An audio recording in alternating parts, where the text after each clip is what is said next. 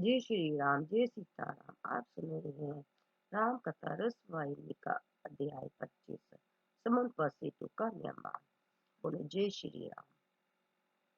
समुद्र को देखकर राम ने पूछा कि उसे कैसे पार किया जाएगा।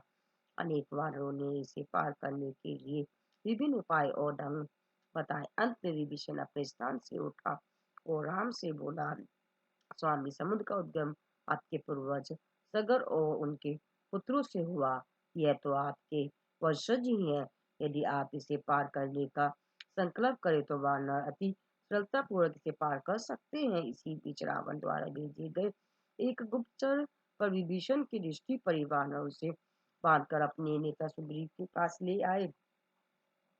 सुग्रीव ने उसके अंग काटने का आदेश दिया।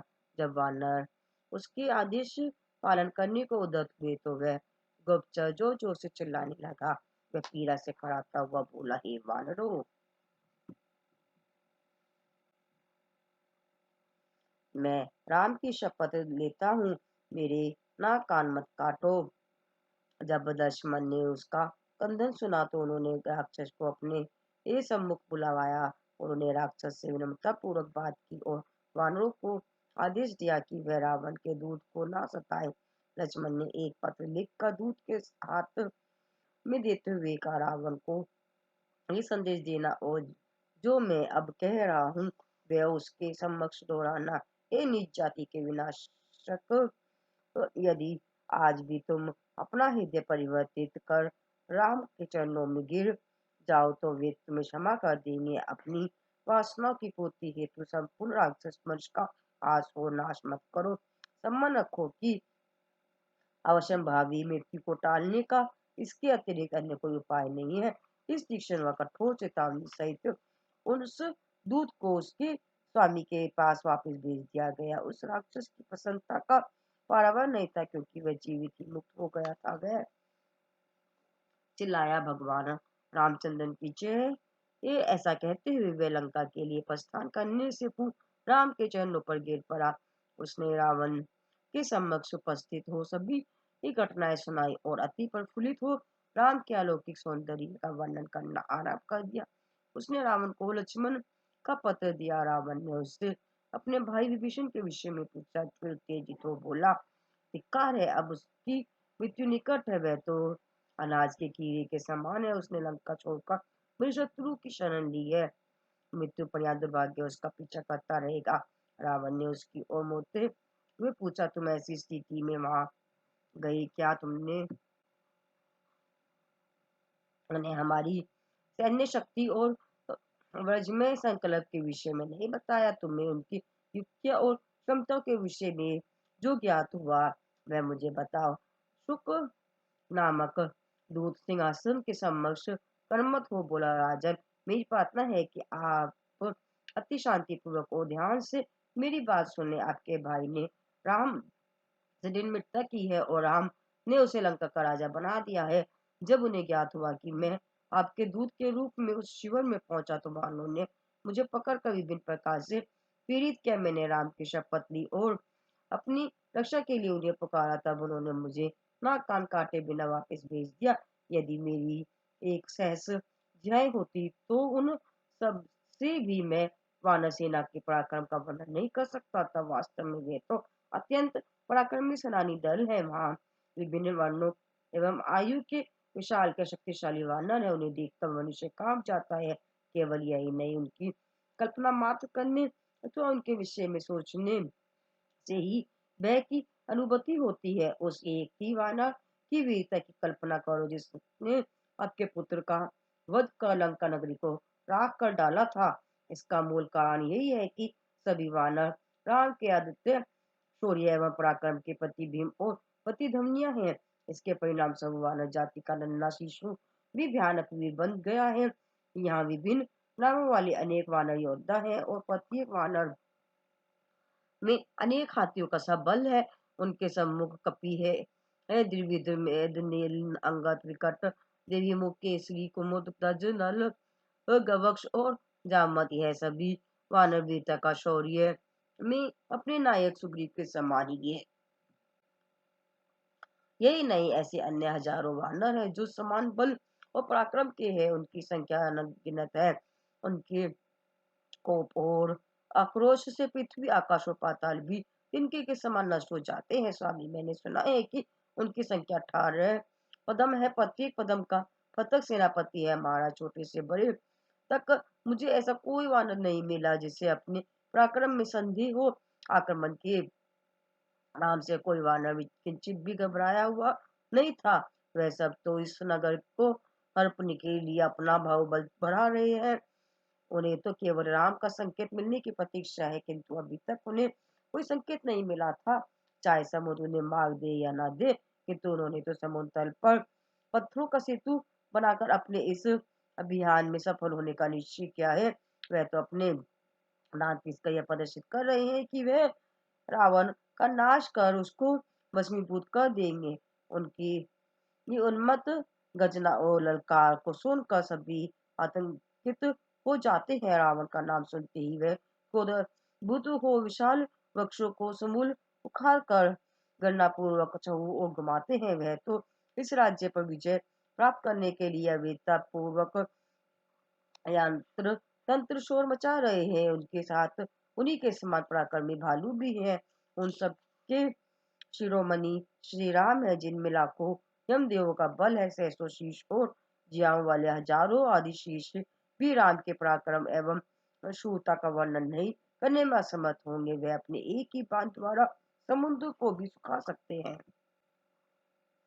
दूध द्वारा पूर्ण विद्वान सुनकर रावण हठास कर बोला, तुझे धिक्कार है, तू वानरों की धमकियों को महत्व देता है तथा उस मूर्ख काया विभीषण का की प्रशंसा करता है। वानरों के बल और पराक्रम का वर्णन करना केवल मुक्ता ही है। बस बस क्या कभी वानर भी इतने शक्तिशाली हो सकते हैं? मैं सुग्रीव के बल एवं शौर्य के विषय में बहुत समय पूर्व ही काफी सुन चुका हूँ। वह काया विभीषण अब उसका मंत्री बनकर क्या कर सकता है? क्या वह राम को की वन की धन की संपत्ति या विजय प्रदान कर सकता है? वह दूत रावण की बुद्धिहीनता पर मन ही मन विलाप कर रहा था। उसने रावण को प्रणाम किया और मौन खड़ा हो गया।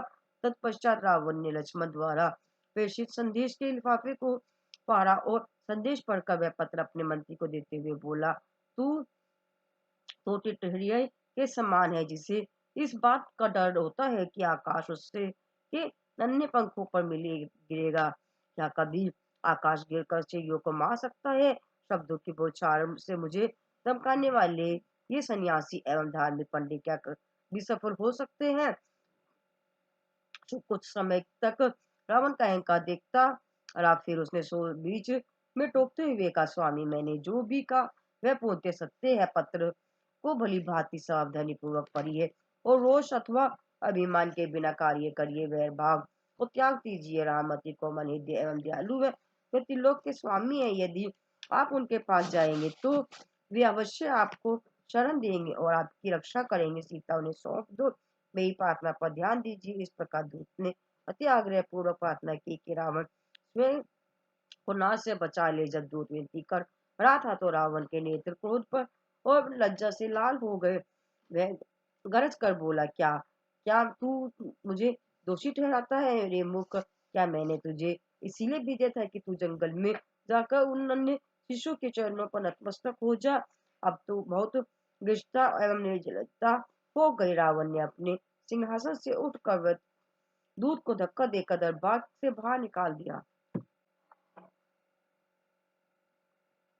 शुक नामक उस दूत ने राम के आश्रम में जाकर उनकी शरण ले ली। उसे पुनः अपने मध्य देखकर वानों ने उससे बदला लेना चाहा। उन्होंने ये इनके इन पराक्रमी स्वयं पर संयम रखा और वे राम के आदेशों की प्रतीक्षा करने लगे। सुग्रीव शुक को राम के पास ले गया। शुक ने राम की दंडवत प्रणाम किया और उन्हें अपनी संपूर्ण कथा एवं भाग्य के विषय में सुनाया। उसने प्रार्थना की कि राम उसे भी विभीषण के समाज स्वीकार कर ले और उनकी रक्षा करे। दया सागर राम ने वानर नायकों को अपने पास बुलाया और उनसे उनके नए भाई शुक एवं का स्वागत करने को कहा। वह जाति अति आभारी था और उसने घोषित किया कि उसके जीवन का लक्ष्य पूरा हो गया था। तदुपरांत राम ने लक्ष्मण को धनुष बाण लाने का आदेश दिया। जब लक्ष्मण धनुष बाण लाए तो उन्होंने कहा, उद्दंत व्यक्ति दया के पात्र नहीं होते, दुष्ट बुद्धि द्वारा भ्रष्ट निर्दयी लोग करुणा के पात्र नहीं है, अभिमानी जन उपदेश ग्रहण करने के योग्य नहीं है, लोभी जन ऋणदायक से लाभवंती नहीं हो सकते, क्रोधी जन शांति का उपदेश देने योग्य नहीं है, कामी लोग शास्त्रीय अध्ययन के पात्र नहीं है, उसे भूमि अन्न बीजों के योग्य नहीं है। इसी भांति विनम्र प्रार्थनाओं से भी द्रवीभूत न होने वाला यह समुद्र दया के योग्य नहीं है। इस प्रकार कहते हुए उन्होंने बाण धनुष ही पत्यंचा पर चढ़ा दिया। लक्ष्मण को भय था कि समुद्र पर इसका क्या परिणाम होगा। समुद्र भी राम के बाण से भयभीत हो अत्यंत गर्म हो गया। समुद्र तल के निवासी भी अति दुखी थे। उर्मिया भी भय से कांप रही थी। तरंगे ये यथा करम राम के समीप आकर इस प्रकार उनके चरण चूम रही थी, मानो वे दया याचना कर रही हो। उसी समय आकाशवाणी हुई, स्वामी इस शिविर में नल और नील नामक दो सेनापति हैं जो किसी ऋषि के श्राप से ग्रस्त हैं। अब उस श्राप का प्रयोग अनुग्रह रूप में किया जा सकता है। सुनो, अब वे कथा सुनाई जा सकती है। इस प्रकार समुद्र ने स्वयं ही राम को विस्तार व करो दारुण कथा सुनाई। एक नदी के तट पर अनेक ऋषि मुनि कुटियों में रहते थे। जब नल और नील युवा थे तो उनके आश्रमों में घुस गए। जब संत जन गहन तपस्या में लीन थे तो इन युवकों ने उनके ये शालिग्राम उठा कर नदी में फेंक दिए। ऋषि उनके इस धर्मावलंबन पर अति क्रोध हुए और उन्होंने उन्हें श्राप दिया कि वे बालकों, तुमको जो भी वस्तुएं जल में फेंकोगे वह डूबेगी नहीं, अपितु तल तैरती रहेंगी। तुम उन्हें जहां भी फेंकोगे वह जल में बाहर आने पर भी उसी स्थिति में वहीं अचल रहेंगी। अतः उनके द्वारा फेंका गया प्रत्येक पत्थर अपने स्थान पर ही तैरेगा। प्रत्येक शिला खंड पर राम नाम अंकित करवा दे। आपका नाम तो भारहीन है। इस प्रकार यदि विशाल पर्वत श्रृंखलाएं भी फेंकेंगे तो वे भी निज स्थान पर ही तैरती रहेंगी और इस प्रकार सेतु बन जाएगा। मैं भी आपको सहयोग दूंगा, क्योंकि सत्य अन्वेषण में प्रकृति भी को भी अन्वेषण में की सहायता करनी चाहिए। राम ने बाण छोड़ने का निश्चय त्याग दिया, किंतु चूंकि उन्होंने प्रत्यंचा पर बाण चढ़ा लिया था अतः उन्हें अपना लक्ष्य ढूंढना था। उन्होंने वह बाण बहुत दूर जंगल में छोड़ दिया, जिसके परिणाम से वहां जंगल शुष्क मरुस्थल बन गया। राम ने मंत्रियों को बुलाकर समुद्र पर सेतु बनाने का आदेश दिया। हनुमान ने कहा, स्वामी आपका नाम रूपी सेतु ही मनुष्य को भवसागर से पार कर सकता है। उससे अधिक दृढ़ और सुरक्षित अन्य कौन सा सेतु हो सकता है। वध सेना नायक जामवंत ने कहा, प्रभु आपके पराक्रम रूपी प्रचंड अग्नि ने यह अथाह जल सूख सकता है। रावण और उसकी सेना के साथ युद्ध के समय लंका की विधवाओं की अश्रुधाराओं से यह समुद्र पुण्य जल पूरित हो जाएगा। राम भक्तों की सरलता, निष्कपटता, एक निष्ठा और तथा साहस पर मुस्कुरा उठे। राम ने नल और नील को समुद्र की आकाशवाणी के आश्वासन का सम्मान कराया और कि किस प्रकार श्राप का सदुपयोग हो सकता था। उसने उन्हें आदेश दिया कि वे अपने हृदय में राम नाम प्रतिष्ठापित कर समुद्र में पर्वत शिलाएं, गिरी श्रृंखलाएं और चट्टाने फेंके। इस पर सभी वानर प्रसन्नता के इधर उधर चारों दिशाओं में दौड़ने लगे और संपूर्ण पर्वत अपने सिर और कंधों पर ऐसे रखकर ले आए मानो वे गेंद के से भी हल्के हों। वे एक लंबी कतार में खड़े हो गए और पवित्र राम नाम लेते हुए यथाक्रम परस्पर पर्वत पकड़ाते गए। यथा कथा विशाल वृक्ष भी समूल उखाड़ कर सेतु की ओर भेजते गए। यहाँ जहाँ नल और नील उन्हें जल में डाल देते थे और उन्होंने उस दिन बिल्कुल विश्राम नहीं किया और खाने पीने की भी चिंता नहीं की। उन्होंने एक ही दिन में 14 योजन लंबा सेतु बना दिया। रात को वे सुखद निद्रा सोए और प्रातः ब्रह्म मुहूर्त में उठकर पुण्य कार्य में संलग्न हो गए। वे हमारे स्वामी भगवान रामचंद्र जी की जय हो। इस प्रकार कहते हुए वे भूमि पर गिरी शैलों की खोज में इधर उधर भाग रहे थे और उन्हें लाकर समुद्र तट पर नल और नील को दे रहे थे। दूसरे दिन 20 योजन सेतु और निर्माण हो गया और फिर उन्होंने 21 योजन लंबा सेतु और बनाया। चौथे दिन सेतु 22 योजन और बन गया। पांचवें दिन 23 योजन और बना। इस प्रकार उन्होंने अति सफलतापूर्वक 100 योजन लंबा सेतु निर्मित कर लिया। इस प्रकार नल और नील विश्राम की चिंता न करते हुए राम द्वारा सौंपे गए कार्य को पूर्ण करने में का निश्चय किए हुए राम के समक्ष आकर बोले, सेतु तैयार हो गया है, क्योंकि इस निर्माण कार्य को पूर्ण करने वाले के समक्ष सदैव राम का ही नाम और रूप है। राम को सुग्रीव द्वारा भी सूचित किया गया कि उनके द्वारा संकलित 100 योजन लंबा सेतु उनके प्रयोग हेतु तैयार था। राम एवं लक्ष्मण वानरों की भक्ति और कर्तव्य पारंता पर अति प्रसन्न थे कि उन्होंने तुरंत ही अति योग्यता पूर्वक पुल का निर्माण कर लिया था। राम ने कपि नए सुग्रीव को सभी वानरों की कोई आदेश देने को कहा कि उस समय जिस वानर ने जो भी पर्वत उठा रखा था उसे उसी स्थान पर रख दे और वापस आने से पूर्व कुछ विश्राम कर ले। सुग्रीव ने उन सभी वानरों को यह आदेश दिया कि जो कि सेतु बनाने के लिए पर्वत शिखला और चट्टाने एक दूसरे को पकड़ा रहे थे। उस समय हनुमान बहुत दूर उत्तर दिशा से एक विशाल पर्वत उठा कर ला रहे थे। जब वे वृंदावन के पास ही थे तो उन्होंने राम का आदेश सुना और उन्होंने पर्वत को वहीं रख दिया। उस गिरी की करुण चित्कार सुनकर हनुमान आश्चर्यचकित हो गए। पर्वत ने विलाप करते हुए कहा, हाय, मैंने राम की सेवा करने का सामने अवसर खो दिया है। उसे तो सांत्वना या शांति भी नहीं प्रदान की जा सकती थी। जब हनुमान ने राम की उसकी दयनीय दशा के विषय में बताया तो राम ने मुस्कुराते हुए कहा, हो पर्वत भी इस कार्य में भाग लेने के लिए अति उत्सुक व इच्छुक है।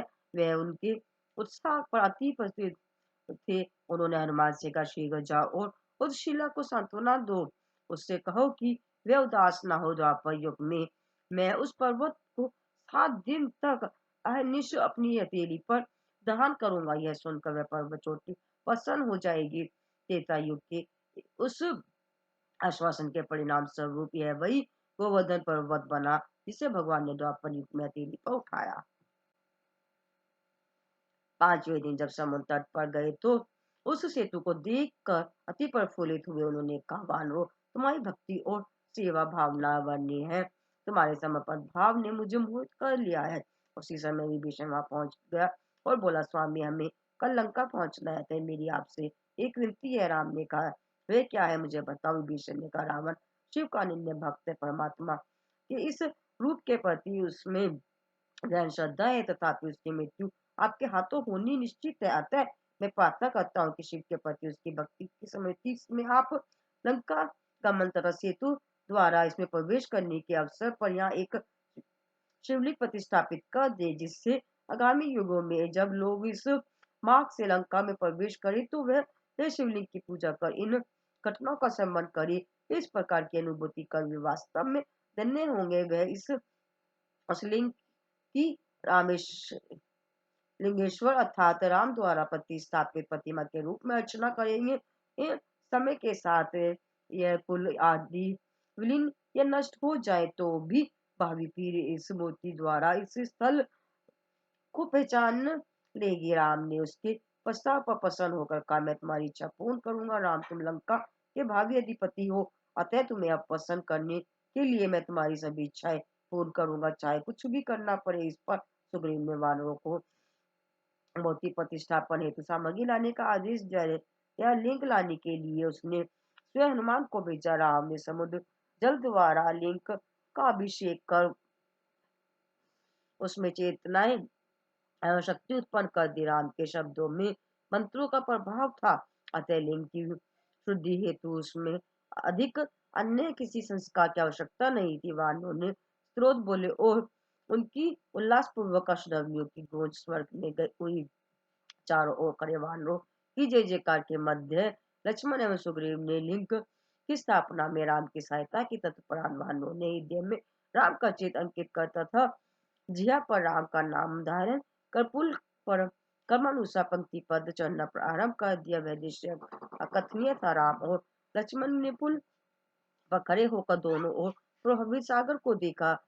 कृपा सिंधु राम की उपस्थिति ने समुद्र की उत्ताल लहरों को शांत कर दिया। सागर और मैं राम के दर्शनार्थ ऊपर उठ रही थी। कर सभी जलचर ऊपर सिर उठाकर राम को देखते और अति आनंदित हो जाते थे। उन्होंने राम के दिव्य रूप को अब पलक अतः ने निमिष दृष्टि से देखा। वानरों ने पुल के लंका वाले छोर पर एक शिविर तैयार कर लिया था। जब सेना मुख पहाड़ियों पर पहुंचा तो लंका में इनका इसका समाचार फैल गया। धीमी गति से चलते हुए राम लक्ष्मण सुग्रीव तथा विभीषण भी लंका के प्रमुख द्वार पर पहुंच गए। राम के आदेश का पालन करते हुए वानर संपूर्ण वृक्ष उखाड़ कर आनंद मग्न हो नाचते हुए फल खा खाकर शाखाएं और जयनगर में फेंकने लगे। उन्होंने विशाल पत्थर विशाल दीवार के पास सड़कों पर फेंके। उन्होंने किले के बाहर अकेले घूमते राक्षसों को पकड़ लिया और उनको मार डालने का भय दिया। वानरों की चपलता को रोका नहीं जा सकता था। शीघ्र ही रावण को यह सूचना मिल गई कि शत्रु द्वार पर पहुंच गया है। यद्यपि रावण के 10 कंठ थे तथापि वह दूसरों से बात करने में केवल एक ही कंठ का प्रयोग करता था, किंतु जब वह क्रोध व घृणा सहित 10 कंठों से गर्जा वह भूल गया कि 10 कंठों से गर्जना अपशगुन था।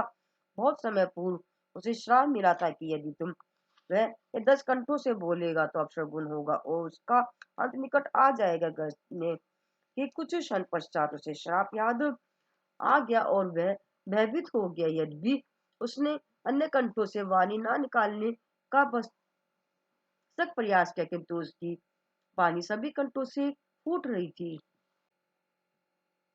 जिन राक्षसों ने यह अद्भुत दृश्य देखा उन्होंने यह अनुमान लगा लिया कि अब रावण का नाश अवश्य संभावित था, क्योंकि राम तथा उनकी मानव सेना लंका में प्रविष्ट हो गई थी। वह अपनी पत्नियों व बच्चों के साथ बैठकर विलाप कर रहे थे कि किसी भी समय उनका नाश संभव है था। अतः उनके पास जो भी थोड़ा समय शेष था उन्होंने आनंद तथा उत्साहपूर्वक व्यतीत करने का निश्चय किया। लोकोक्ति है कि संकट आने पर विवेक नष्ट हो जाता है। यद्यपि रावण को यह ज्ञात था कि वह श्राप सत्य सिद्ध हो रहा था, तथापि उसने चेतावनियों की परवाह नहीं की। उसमें से कहा कि उस पर कोई आपत्ति नहीं आएगी। उसी समय था कि मंत्रीगण उसकी मुख मगमिया से पहचान जाएंगे कि वह श्राप के आगमन से व्याकुल है। इसीलिए वह रानी के अंतःपुर में चला गया। रावण प्रगाढ़ चिंता और वेदना में निमज्जित था। वह उसे यह भय प्रताड़ित कर रहा था कि क्या वह मेरी बहन के समान मेरी भी 10 शीशों के नाक कान काट लेंगे या वह पूर्ण शीश को ही काट देंगे। रावण ने अंतःपुर में रानी मंदोदरी को देखा। वह पहचान गई कि रावण पूर्णतः निस्सहाय हो गया है। उसने उसे समुचित विवेक मुक्त परामर्श देने का निश्चय किया। उसने रावण के हाथ अपने हाथों में लेकर अति कोमल संगीत और मधुर वाणी में कहा, स्वामी के का क्रोध त्याग कर मेरी बात सुनो, मेरे वचनों पर ध्यान दो, उन पर सावधानी पूर्वक मनन करो जिन्हें हम श्रद्धा व भक्ति द्वारा जीत सकते हैं। उन्हें घृणा व विरोध द्वारा जीतने की योजना नहीं बनानी चाहिए। ऐसी परिस्थितियों में हमें सुबुद्धि का आश्रय लेना चाहिए। ऐसी पवित्र आत्माओं का विरोध करने से हमारा कोई भला नहीं होगा। राम के साथ युद्ध में आप विजय नहीं प्राप्त कर सकते। जुगनू सूर्य को पराजित नहीं कर सकता है। मेरी बात सुनिए, आप अभी सीता को ले जाकर राम की उपस्थिति में उन्हें सुरक्षित रूप में वापस करते हुए उनसे क्षमा याचना कर लो तथा उन्हें साष्टांग प्रणाम करो। अपने जीवन तथा लंका का नाश मत करो और यहाँ के स्त्रियों व पुरुषों के जीवन का बलिदान मत करो। आप युद्ध करने के लिए जो हट कर रहे हैं वे आपकी लोक प्रसिद्ध भक्ति एवं समर्पण भावना के अनुरूप नहीं है। यदि आप इस भयंकर निश्चय पर अड़े रहे तो आपके इष्ट देव शिव, जिन्हें आपने पसंद किया है, वह भी अवश्य ही आपको त्याग देंगे। केवल सुकर्म ही ईश्वर अनुग्रह प्राप्त कर सकता है। पापी कर्मों के प्रति ईश्वर फल कैसे दे सकता है या उस इनकी प्रशंसा कर सकता है। मनोदी रावण की नीतियों को बदलने तथा उसे नाश से बचाने का प्रयत्न करती हुई बहुत समय तक किसी प्रभाव में बोलती रही, स्वामी आप मुझे मेरे प्राणों के समान प्रिय हैं। ध्यान दीजिए, राम कोई साधारण मानवीय राजकुमार नहीं है। उन्होंने मधु एवं केटो का वध कर दिया था। उन्होंने हिरण्याक्ष और हिरण्यकश्यप को भी मारा था। यही यही वह ईश्वर की है जिन्होंने बालिका और शीश को चल दिया था। इन्होंने ही सहज भाव कृत्रिम अर्जुन के अहंकार का खंडन किया था। फिर आप अपनी केवल 20 भुजाओं के ही शौर्य का प्रदर्शन क्यों कर रहे हैं? संपूर्ण विश्व उनकी पूजा करता है। वह सर्वाधिक पवित्र स्वरूप है। बहुत समय पूर्व आपने ही मुझे बताया था कि ब्रह्मा ने आपसे यह कहा था कि भूमि से दुष्ट और पाप का भाव दूर करने को परमात्मा राम का रूप धारण करेंगे। क्या आपको ये याद नहीं है? यह सब कुछ ज्ञात होने पर भी आप यह मार्ग त्याग कर सत्य की क्यों नहीं पहचानते हैं? सत्विक की पराकाष्ठा गुणों के शिरोमणि अतुलनीय लावण्य सीता राम को लौटा दो, फिर अपने पुत्र को इस राज्य के अधिपति बनाकर अपना शेष जीवन राम की उपस्थिति में शांति व सुखपूर्वक व्यतीत करेंगे। आप आपका भाई कितना सौभाग्यशाली व राम के अनुग्रह की शीतल छाया में है। अब भी समय है। इसी क्षण लंका में के प्रवेश द्वार पर भगवान राम के समीप जाकर उनमें क्षमा याचना करो और उनके चरणों पर नतमस्तक हो जाओ। मंदोदरी ने रुदन करते हुए इस प्रकार के वचन कहे। वह रावण के चरणों पर लेटने लौटने लगी और उससे आग्रह किया कि वह सचेत हो जाए तथा स्वयं तथा राज्य पर जा एवं कीर्ति की रक्षा करे। रावण ने उसे अपने चरणों से उठाया और उसके आंसू पहुंचे। उसने कहा, प्रिय, तुम इस प्रकार आग्रह क्यों कर रही हो? क्या भय और निश्चय क्यों? सुनो, संसार में मुझे से अधिक शक्तिशाली कोई नहीं है। आठ तो दिशाओं के राजा मेरे बाहुबल द्वारा परिचित है। मृत्यु मेरे निकट आने का साहस नहीं कर सकती। भयभीत मत हो, तुम मेरी शक्ति एवं शौर्य की गहनता तथा सीमा से अनभिज्ञ होकर मेरे कानों में उस दुर्बल राम की प्रशंसा कर रही हो। इन शब्दों सहित वे रोने रानी को अकेला छोड़कर बाहर निकल आया तथा दरबार में प्रवेश कर सिंहासन पर बैठ गया। मंदोदरी उसकी भावभंगी में था तथा विचार को समझ गई। उसने मन ही मन का, कैसा मूर्ख है ए मिथ्याभिमानी लोगों का ऐसा ही भाग्य होता है। सदुपदेश का उन पर कोई प्रभाव नहीं पड़ता। बुखार होने पर मधुर शब्द भी कटु प्रतीत होते हैं। रावण को अहंकार का विषैला बुखार चढ़ा है। वह मुतल्य परामर्श को भी विष के समान अस्वीकार कर रहा है। मैं और अधिक क्या कर सकती हूँ? अब उसने लंका से ये संभावित विपत्तियों तथा दुखों को अपने ये चित्त में चित्रित किया है। उसका विचार था कि वह सभी कठिनाई व आपत्तियां आने से पूर्व ही यदि जीवन समाप्त हो जाए तो उत्तम होगा। बोझिल हृदय सहित तथा राम का चिंतन करते हुए वे अपने कक्ष में जाकर बिस्तर पर गिर पड़ी। इसी बीच रावण ने अपने मंत्रियों को बुलाया और संग्राम की तैयारियां आरंभ कर दी। वह बोला, राक्षसों, हम पर आक्रमण करने वाले यह वानर जामवंत तथा नर हमारे उधर के लिए एक ग्रास भी नहीं है। उत्साह मत हो, संकोच अथवा तर्क मत करो। वह चिल्लाया, तैयार हो, युद्ध के मैदान में कूद पड़। किंतु रावण का पुत्र पहला अपने स्थान से उठा और कर्मठ हो उसने कहा, राक्षसों, हम उस मार्ग से भ्रष्ट ना हो। स्वामी, यह मंत्री गण तो आपकी इच्छा रूप वचन ही कहते हैं, किंतु उसमें सफलता निश्चित नहीं है। यह अकेला वानर एक अकेला वानर ही समुद्र पार कर हमारे नगर में आ गया था। इससे यह प्रकट होता है कि उसमें अनेक प्रकार के कौतुक करने की क्षमता है। उस समय यह मंत्री तथा असेना उसके द्वारा किए गए विनाशकारी कार्यों को न रोक सके। आप कहते हैं कि वानर हमारे उधर में एक ग्रास के समान है। ठीक है, किंतु जब वह वानर यहाँ आया था तो उधर कहाँ थे? क्या उन्हें भूख नहीं थी?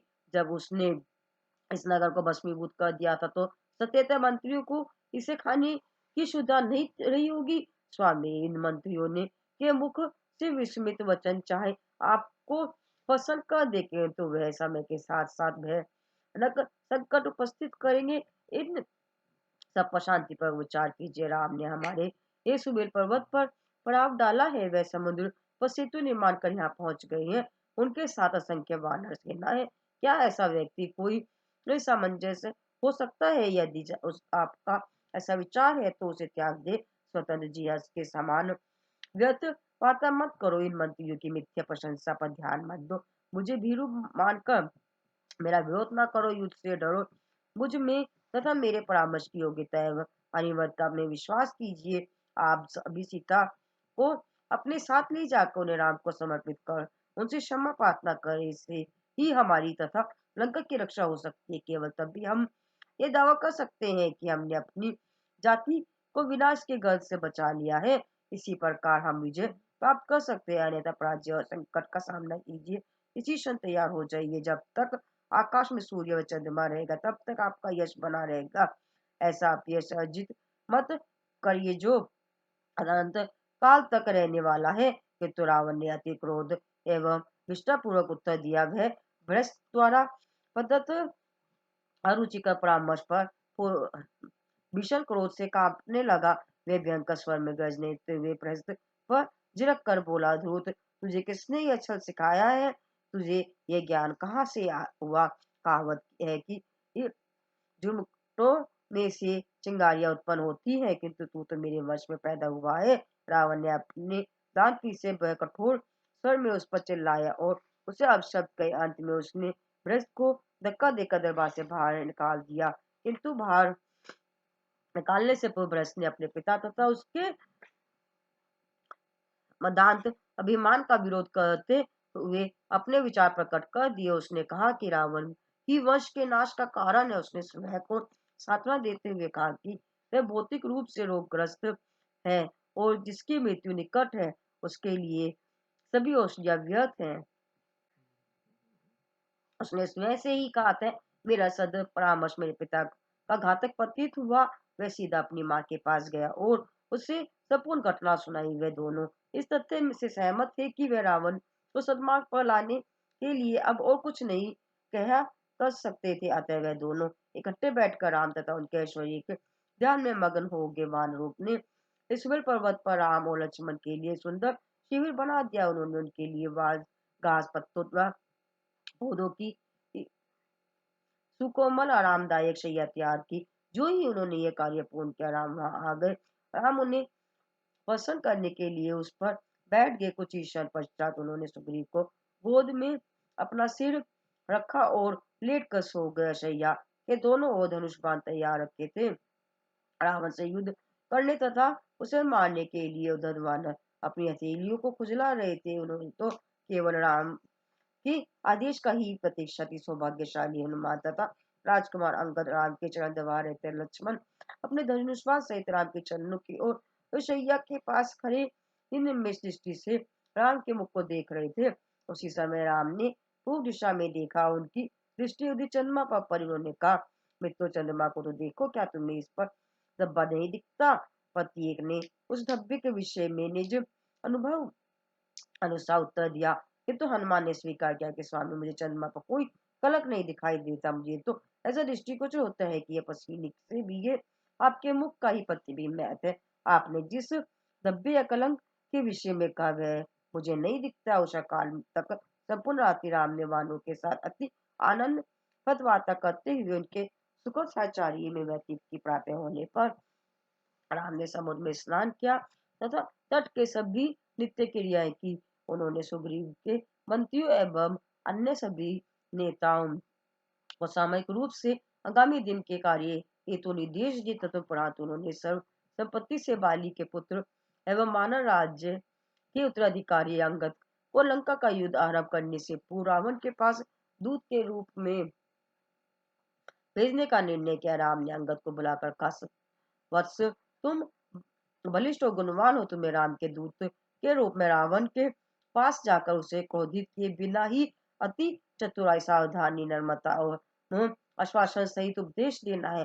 राम ने उसे रावण के को उपदेश देने के लिए सभी अपेक्षित निर्देश दे दिए। अंगद ने राम को दंडवत प्रणाम कर प्रस्थान हेतु आज्ञा मांगी। उसने जाते समय का, स्वामी, आप अपनी कृपा दृष्टि से मुझे अनुग्रहित करें। मैं वास्तव में धन्य हूँ कि आपने मुझे यह कार्य सौंपा। इस कार्य के संपादन में मैं अपने प्राण भी न्यौछावर करने को भी तैयार हूँ। अंगद के ऐसे वचन सुनकर राम का हृदय द्रवीभूत हो गया। राम ने अंगद को वक्ष से लगा लिया और अपना अभय हस्त उसके सिर पर रखा। फिर अंगद हृदय में राम के प्रतिष्ठापित कर नगर में चल दिया। जिसने भी मार्ग में उसे टोका और रोका, उसने उन सभी को आत्म विश्वास एवं साहसपूर्ण धक्का दे दिया।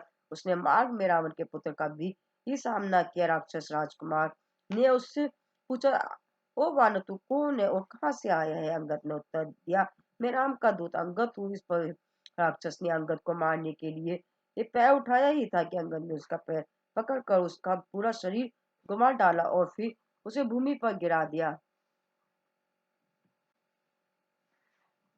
यह देखकर सभी राक्षस आतंकित हो गए। उन्हें आभास हो गया कि वह वानर अति बलशाली था तथा वह सब उससे सावधान हो गए। संपूर्ण लंका में यह समाचार फैल गया कि जिस वानर ने लंका को जलाया था वह पुनः लौट आया है। इससे पर सर्वत्र व्याकुल और भय छा गया। जंग अंगद ने देखा कि भयभीत नगरवासी उसकी क्रियाकलाप देख रहे थे। सभी लोग उसे देखते ही उसके लिए स्वयं मार्ग बना देते थे।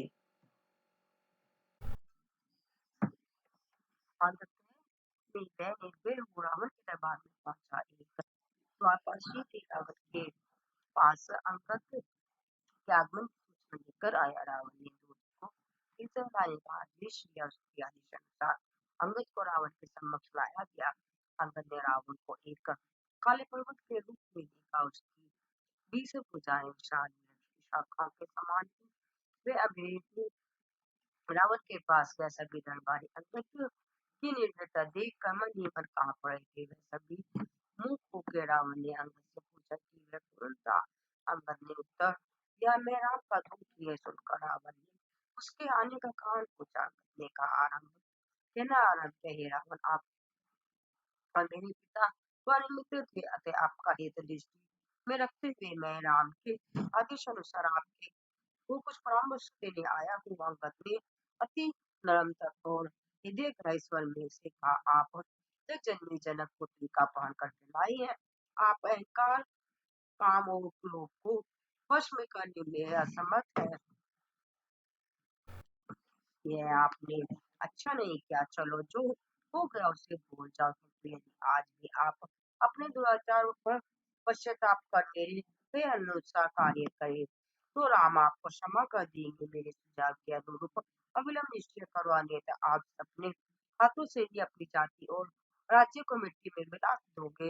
अंगद के ये वचन सुनकर रामराशि चक्र को बोला, हे दुष्ट मानव, तू वास्तव में मूर्ख है। शायद तुझे यह नहीं ज्ञात कि मेरे तेरे स्वामी का शत्रु है। तेरा नाम क्या है? तेरे पिता मुझसे क्या संबंध था? अपनी वाणी के सभी परिणामों के प्रति आंख मूंद कर मत बोल। इस पर अंगद हंस कर बोला, हे धर्मज सम्राट, मेरा नाम अंगद है, मेरे पिता का नाम बाली था। आप दोनों में मित्रता थी। अंगद के वचन सुनकर रावण और अवाक रह गया, क्योंकि उसने शीघ्र ही संभलते हुए कहा, ठीक है, मुझे याद आ गया कि प्राचीन समय में एक इस नाम का एक वाला था और तू उसका पुत्र। अच्छा अंगद, ऐसा प्रतीत होता है कि तू अपने वंश की नाशी हुई उसमें चिंगारी के समान उत्पन्न हुआ है। अंगद ने रावण के उत्तेजित उत्तर को सुनकर जोर से हंसा। उसने कहा, रावण, आपका समय अब निकट आ गया है। आप शीघ्र ही अपने पुराने मित्र वाली के पास पहुंचने वाले हैं। वहां पर वह आपको राम का विरोध करने के परिणाम बताएगा। 20 नेत्र होने पर भी आप नेत्रहीन है। 20 कान होने पर भी आप बहरे हैं। आप ज्ञान अज्ञान काल में फंसे हो, गंधर्व हो और स्वयं को महान व्यक्ति घोषित करते हो। आपके द्वारा रक्षित जाति का नाश मैं करूंगा, यही मेरी योजना है। पापी दुष्ट गणवंत अधम राक्षस। जब अंगद ने इस प्रकार गुस्से से दांत पीसे और रावण पर अपशब्द की बौछार की तो तत्क्षण रावण अपने सिंहासन से उठकर चिल्लाया, हे मेरी जाति नाशर वानर, मैं राजनीति के नियम जानता हूँ, इसी कारण तेरी दृष्टा मौन पूर्वक सहन कर रहा हूँ। सावधान हो जा, मेरी सहनशीलता की भी कोई सीमा है। रावण ने क्रोधान्वित विपुल नेत्रों से अंगद को अपलक देखा, किंतु अंगद पर उसकी इस क्रूर भाव बनते का कोई प्रभाव नहीं रहा। अंगद ने कठोर उत्तर देते हुए कहा, इसके राक्षस सम्राट, मैंने तेरी धार्मिकता गुणों एवं राजनीति के विषय में बहुत सुन लिया। जरा सोच कि तेरा ही धार्मिकता के परिणाम स्वरूप कैसी विचित्र उपलब्धि हुई है। दूसरे की पत्नी का अपहरण करना तथा अपने बड़े भाई को द्वारा प्रेषित दूत की हत्या करना, यह तेरी राजनीति की विशेषता है। तुझे इनकी मिथ्या प्रशंसा में लज्जा नहीं आती? तो हसास पूर्वक अपने गुणों को नीति की बात करता है। तूने अपने राज्य में आए दूध की पूंछ में आग लगा दी और फिर भी तू निर्लज हो ये दावा करता है कि तू नियम पर राक्षसों का ऐसा ही व्यवहार होता है। तुझे अपनी जिया से राजनीति शब्द कहने का भी अधिकार नहीं है। तू अति नीच पापी है। जब अंगद निसंकोच रूप से इस प्रकार उत्तर दे रहा था तो सभी दरबारी आतंकित हो गए। रावण ने अपनी बात जारी रखते हुए कहा, सुन वानर, क्या तेरे शिविर में कोई ऐसा योद्धा है जो युद्ध में मेरा सामना कर सके? तेरे स्वामी तो अपनी पत्नी के वियोग में दुखी है। वह प्रतिदिन क्षीण हो रही है। उनका भाई उनके दुख को देखकर अति चिंतित और दुर्बल हो गया है। ओ सुग्रीव, वह तो तुझसे घृणा करता है और तेरे विरुद्ध है, क्योंकि तू राज्य का अधिकार प्राप्त उत्तराधिकारी है। समुद्र पर लड़ती हुई दो चिड़ियों के समान तुम दोनों भी किसी दिन नष्ट हो जाओगे। तुम दोनों की दृष्टि एक ही राज्य पर है, फिर तुम दोनों मेरे विरुद्ध श्रद्धापूर्वक कैसे युद्ध कर सकते हो? मेरे जिस भाई पर तुम्हें विश्वास है वह अति कायर है। तुम्हारा एक अन्य नेता जामवंत अत्यधिक क्रुद्ध होने के कारण उपयोगी नहीं है। नल और नील तो ये यंत्रकार है, उन्हें तलवार चलाने की कला नहीं आती। अंगद ने बीच में ही टोकते हुए कहा, रावण, एक नन्हे वानर ने ही तुम्हारे नगर में प्रवेश कर उसमें अग्नि लगा दी थी। क्या किसी मूर्ख की भी ऐसी कल्पना थी? अब तुम तो इसकी सत्यता जानने पर भी इसे अस्वीकार करते कहते हो कि वह छोटा सा वानर शूरवीर नहीं है। जब तूने कहा कि हमारे शिविर का कोई भी योद्धा युद्ध में तेरा सामना नहीं कर सकता तो मुझे किसी भी क्रोध नहीं आया। हाँ, नीति शास्त्रों में वर्णित है कि मित्रता शत्रुता केवल अपने समान लोगों से ही करनी चाहिए। यदि कोई सिंह मेंढक को मार दे तो क्या कोई उसकी प्रशंसा करेगा? इसी प्रकार तेरा वध करना राम के पद और प्रताप के लिए बहुत तुच्छ कार्य है। ऐसे घृणास्पद शत्रु का वध करने से उनका ऐश्वर्य भी न्यून हो जाएगा। वह सत्यवंश के हैं और क्षत्रिय जाति के आचरण व लक्षण निर्धारित करने वाले नियम और अति उच्च और श्रेष्ठ है। तू तो दुष्ट अधम व पापी है, जिसका नाश तो वानरों द्वारा ही हो जाएगा। पापी का अंत केवल वानरों के हाथ ही होना चाहिए। रावण ने हर्षपूर्वक जोर से हंसते हुए कहा, अधम वानर, तू तो निर्लज ही और स्वतः ही हर्षपूर्वक ऐसे नाच कर उछल रहा है जैसे कोई व्यक्ति तेरी कमर में रस्सी बांध कर तुझे नचा रहा हो। जो खेल वह तुझे सिखाता है और जिसका आदेश देता है वही खेल तू दिखाता है, ताकि तू उस व्यक्ति के को दशकों से कुछ पैसे मिल जाए। अंगद इस व्यंग को सहन नहीं कर सका और उस बीच में ही बोला, ऐसा प्रतीत होता है कि तुझे केवल पशुओं का ही ज्ञान है। तूने स्वामी परमात्मा भाग्य या नियति के विषय में जानने का कभी प्रयत्न ही नहीं किया। क्यों? क्या मानव ने तुझे और ज्ञान नहीं प्रदान किया? उन्होंने तेरे ध्यान और जान दिए, तेरे पुत्र की हत्या की तरह तेरी नगरी को तो भस्मीभूत कर डाला। अभी उन्हें एक और कार्य करना अभी तुझे उचित दंड देना बाकी है। तेरा जो दुर्भाग्य होना था, हमने उससे अभी तुझे कुछ समय के लिए बचा लिया है। मेरा विश्वास था कि स्पष्ट परामर्श एवं कठोर सत्य द्वारा तेरा हृदय रोग हो जाएगा, किंतु नहीं।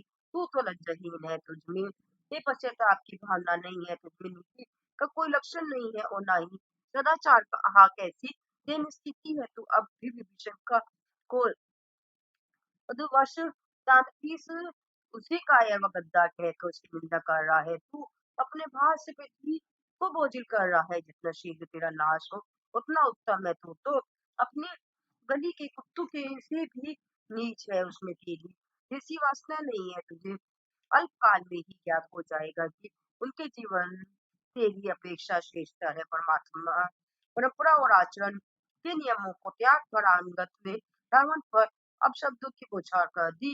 रावण ऐसे तीक्ष्ण वचनों को सहन करने में असमर्थ था। अंगद, तुझे मालूम होना चाहिए कि मैं वह पराक्रमी योद्धा एवं बलशिष्ट हूँ, जिसने केवल अपने शारीरिक बल पर एवं साहस के द्वारा कैलाश पर्वत उठा लिया था। इस रावण ने पुष्प नहीं अपितु अपने सिर काट कर शिव चरणों में अर्पित किए थे। इस वक्त का शौर्य और पराक्रम तो स्वयं शिव ने भी स्वीकार किया था। इस युद्ध के नाम से ही महाशक्तिशाली योद्धा भय से कांपने लगते हैं तथा इसके संबंध मात्र से ही सर्वत्र व्याकुलता छा जाती है। तू अपनी तथा अपने हितैषी की मिथ्या प्रशंसा करनी छोड़ दे, किंतु अंगद रुकने के भाव में नहीं था। उसने वाक युद्ध जारी रखते हुए कहा, "हे मूर्ख, किस प्रकार व्यर्थ वार्ता मत कर। अपने प्राणों का प्रयोग किसी उत्तम कार्य के लिए कर। राम की प्रशंसा के भजन का उनके प्रति समर्पण कर देने था। राम का बाण तेरे सिरों को शरीर से विच्छेदन कर गेंद के समान भूमि पर गिरा देगा। फिर वानर गेंद की खेल के समान उन्हें उछाल उछाल कर खेलेंगे। मैं अपने मुख से नायक सुग्रीव का दूध बनकर आया हूँ। दुर्भाग्यवश मुझे श्री राम का आदेश नहीं है और मैं उन्हें इस अवसर से वंचित नहीं करना चाहती, अन्यथा मैं इसी पल भर में तुम्हारा नाश का तुम्हारा शव समुद्र में फेंक देता। इस प्रकार चेतावनी देते हुए अंगद ने उग्र रूप धारण कर लिया। सिंह के समान उसने भूमि पर जोर से हाथ मारा। इसके परिणाम सब धरती हिल उठी और रावण के 10 सिरों पर लगे मुकुट हिलकर भूमि पर गिर पड़े। रावण अपने सिंहासन से गिरा पड़ा, परंतु शीघ्र ही संभल कर फिर उठ बैठ गया। अंगद के 10 में से 4 मुकुट उठाकर इस प्रकार फेंके कि वे राम के समक्ष आकर गिरे। शिविर के वाला उन अद्भुत वस्तुओं को देखकर चकित रह गए और वे परस्पर उन मणियुक्त मुकुटों की श्रेष्ठता एवं सौंदर्य का वर्णन करने लगे। राम को उनके विषय में क्या था। राम ने कहा कि दूर से आते हुए मुकुटों तो राहु व केतु किस दृष्टिगोचर हो रही है। इसी बीच रावण ने आदेश दिया, इस वानर को बांध लो, इससे जाने मत दो, इससे ये खा लो। ये कहते हुए वह शीघ्र ही अंत्यकश में चला गया। अंगद चिल्लाया, तुझे धिक्कार है, अपनी शक्ति और बल का यह बड़ा प्रदर्शन क्यों। जा गैन समुद्र में डूब कर अपना जीवन काल पूर्ण कर। नारी चोर मूर्ख कामों की युद्ध में भूमि में मैं तेरी जिया खींचकर कौवों के भोजन हेतु फेंक दूंगा, सचेत हो जा। जब अंगद घृणापूर्वक क्रोधवश अपने दांत पीस रहा था तो रावण वापिस बुरा और राक्षसों को बुलाकर कहा, इसकी टांगे पकड़ कर भूमि पर गिरा दो, इसके सिर को चीर दो। इस पर मेघनाद अपने स्थान से उठा और अंगद का पैर पकड़कर महान शक्ति पूर्वक उसे भूमि पर पटकने के लिए खींचा। अन्य राक्षस भी उसकी सहायता वहां आए, किंतु कोई भी उसके पैर को हिला तक ना सका। वह सभी भूमि पर लौट के और उन्हें समझ नहीं आ रहा था कि अब क्या कर। तत्पश्चात देव कंटक ने उसका पैर हिलाने के लिए विभिन्न उपाय किए, किंतु वह भी अपमानित हुआ, असफल रहा। अंत में वह स्वयं रावण ने यह संभव कार्य करने का प्रयास किया। उसने अंगद की टांग पकड़ी और संपूर्ण बल से उसे भूमि पर गिराना चाहा। अंगद ने रावण की मूर्खता पर हंसते हुए कहा, रावण, तुझे इन चरणों को पकड़ने की आवश्यकता नहीं है। पूर्ण आत्म समर्पण सहित राम के ये चरणों को पकड़, भाई तुझे भय एवं बंधन से मुक्त करेंगे। इन शब्दों सहित अंगद ने पैर छुड़ाने के लिए झटका दिया, जिससे रावण भूमि पर गिर पड़ा और अचेत हो गया। उसका संपूर्ण ऐश्वर्य एवं प्रताप नष्ट हो गया। उसके मुख पर लज्जा छा गई और वह मध्यान्ह में हीन चंद्रमा के समान प्रतीत होने लगा। उसकी ही दशा देखकर अंगद ने अब उस भीरू के साथ वार्ता जारी न रखने का विचार किया। उस स्मरण से संबंध हो आया कि राम ने उसे रावण को केवल उस कुछ सत परामर्श देने को ही कहा था। यह सब देश पर ध्यान नहीं देगा और न अपनी भूल स्वीकार करेगा और न ही स्वयं को सुधारेगा। यह अपनी दुष्प्रगति पर ही अधीन रहेगा। इसका उचित उपचार तो युद्ध ही है। इस प्रकार निश्चय कर अंगद रामचंद्र के पुनित समीप के लिए चल पड़ा। वहां पहुंचकर उसने संपूर्ण घटना सुनाई। लज्जा एवं भय से वह अभिभूत रावण रानियों के अंतपुर में गया। मंदोदरी ने उसका मलान एवं भगन दुर्ग मुख देखकर कहा, अब भी अपना मुख आग्रह में त्याग दो। राम ने शत्रुता करने पर वह संपूर्ण राज्य संकट में पड़ जाएगा। जब आप लक्ष्मण रेखा को पार नहीं कर सके तो फिर आप उन्हें युद्ध पर पराजित करने की आशा कैसे कर सकते हैं। उसके समक्ष आपको की शक्ति और बल शुष्क पत्तों के समान है। आपके अनुयायियों भी उनके एक दूत को वश में न कर सके और जब उनके लाखों दूत इस राज्य पर आक्रमण करेंगे तो क्या आप उन्हें पराजित करने की आशा कर सकते हैं। आप अंगद के का पैर तक न हिला सके और फिर भी आप ऐसे करोड़ों वालों को पकड़ने और बांधने की आशा रखते हैं। मुझे खेद है कि इन सब अनुभवों के बाद भी आप मुक्तापूर्वक अपने आग्रह पर ढेर है। आपका पुत्र मारा गया, आपका नगर तो जलकर भस्म हो गया, आपके बाग बगीचे उजाड़े गए, असंख्य राक्षस के समान उछाले गए। तो फिर कर्मठ क्या उस समय आपकी ये शक्ति और कौशल सुप्त थे। मिथ्या घोषणाओं का इन वानरों पर कोई प्रभाव नहीं पड़ेगा। मंदोदरी ने विनती की, स्वामी, मुझे मेरे एक कटु वचनों के लिए क्षमा करें। आप राम को एक सामान्य पुरुष बनाकर महान भूल कर रहे हैं। ये दोनों लोगों के स्वामी हैं, तीनों लोगों के स्वामी है। वे अजय शूरवीर है। क्या आप उनके बलों पराक्रम से अनभिज्ञ है? आप शांत हृदय से अंगद के कथन का सम्मान करो। याद रखो कि आप अपने बल और कौशल के प्रदर्शन हेतु जनक के दरबार में राजाओं के अगम में बैठे थे, किंतु आप शिव के धनुष को हिला तक न सके। उसी धनुष को राम ने अति सुगतापूर्वक दो टुकड़े दो में खंडित कर एक और गिरा दिया।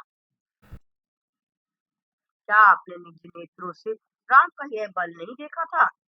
यदि आप अपनी मुक्ता प्रवृत्ति का त्याग नहीं करते तो यह आपके नाश का संकेत है। जब उन्होंने आपकी बहन सुभद्रा के नाक कान काटे थे तो आप क्या कर रहे थे?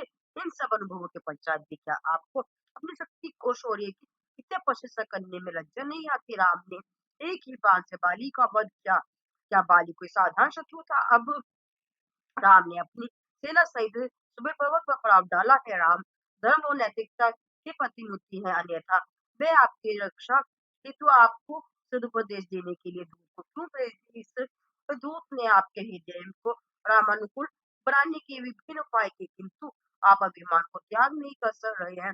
आप राम की नैतिक भावना को नहीं समझ रहे हैं। दूत को भेजने वाले परम पवित्र पुरुष के गुणों को आप नहीं समझ रहे हैं। आप स्वयं ही अपने राज्य के पतन का कारण बन रहे हैं। आप रामदूत अंगद को दरबार से बाहर नहीं निकाल सके।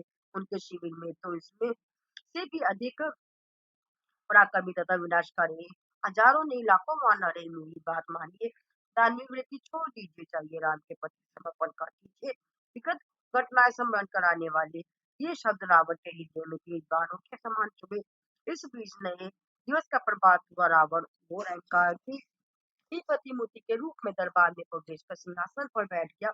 उसके मस्तिष्क में अंगद और मंदोदरी दोनों के वचन अति तीव्र और प्रचंड गति से घूम रहे थे। पृथ्वी और आकाश के समान योजनाएं में युक्ति एवं विचार उसके अंदर तीव्र गति से घूम रहे थे, किंतु राक्षस जाति का विनाश निकट होने के कारण उनमें से कोई भी योजना या युक्ति सही मार्ग पर नहीं थी।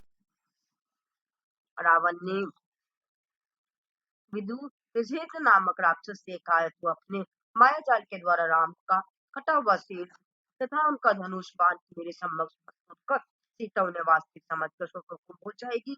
विदुतेजी ने तत्क्षण ही अपने स्थान से उठकर दरबार से चल दिया। उसने राम के सिर तथा उसके धनुष बाण का ठीक प्रतिरूप बना दिया। उसके द्वारा बनाई प्रतिमूर्ति को देखकर रावण अति प्रसन्न हुआ। उसको साथ लेकर रावण में भगवान की ओर चला। वहां सीता को वो बंदी बना कर रखा गया था। सीता को बेपत्नी रूप दिखाते हुए उसने कहा, ये सीता, जिस पुरुष के लिए तू दिन रात तड़प रही है, ये उसी का धनुष और बाण और शीश है। मैंने वानर सेना का नाश कर दिया है। लक्ष्मण अपने प्राणों की रक्षा हेतु रणभूमि से भाग गया। तुझे उसकी इस सत्यता प्रमाणित करने के लिए ही मैं ये शीश और धनुष बाण तेरे समक्ष आया हूँ। उन्हें देख इन शब्दों सहित उसने भी पति सीता के सम्मुख रखे। एक क्षण तो सीता को दुख हुआ, किंतु तुरंत ही उन्होंने सम्मन किया कि 14 दोनों में से कोई भी राम का चोर शीश नहीं काट सकता। सीता को मालूम था कि उन्हें डराने की कोई ये षड्यंत्र रचा गया था। उन्होंने रावण की धमकियों पर ध्यान नहीं दिया। उन्होंने कहा, रावण, निश्चय ही तेरा अंत निकट आ गया है, अन्यथा तुझमें ऐसा घृणित विचार नहीं आते। तुझमें तो राम के पास जाने तक का साहस नहीं है। तू उनका वध करने की आशा कैसे करता है? तू सपन में भी आशा नहीं कर सकता। यह तो तेरी धूर्त चाल है जो मुझे धोखा देने में असफल रही। सीता ने रावण का अपमान और तिरस्कार किया। इस विचारों को से जय रामचंद्र जी की जय, भगवान राम की जय जयकार गूंज उठी। वानरों ने सब दिशाओं में लंका में प्रवेश किया। रावण तुरंत ही अपने महल और दरबार की ओर दौड़ा। तब विभीषण की सदन नारी पत्नी शर्मा सीता के पास आई और उन्हें सांत्वना एवं शांति प्रदान की। उसने कहा, माता, रावण तो बड़ा धूर्त है तथा उसके सभी कार्य छल छलपूर्ण होते हैं। किसी भी में भी राम की आघात पहुंचाने का साहस नहीं है। उन्होंने अभी अभी अपने वानर सेना सहित लंका में प्रवेश किया है। वानरों की गर्जना मात्र से ही लंका खंड खंड हो रही है। बोलो जय श्री राम, जय सीताराम। ये था रामचरित रस वाहिनी का अध्याय 25, समुद्र पर सेतु निर्माण। बोलो जय श्री राम, जय सीताराम, जय बजरंग बली।